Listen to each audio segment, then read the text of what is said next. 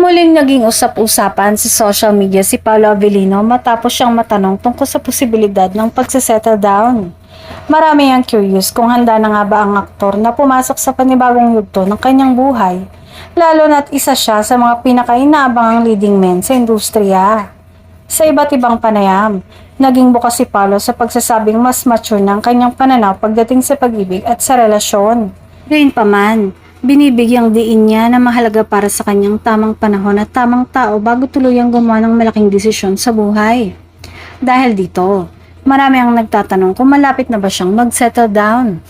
Bagamat walang direktang kumpirmasyon mula sa aktor, hindi maikakailang mas nakatuon siya ngayon sa pagbuo ng matatag na pundasyon para sa kanyang personal at professional na buhay.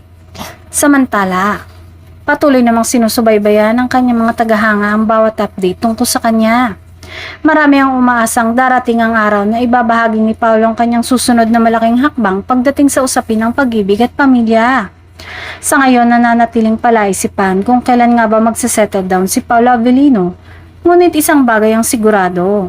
Suportado siya ng kanyang mga tagahanga sa anumang desisyong kanyang tatahakin.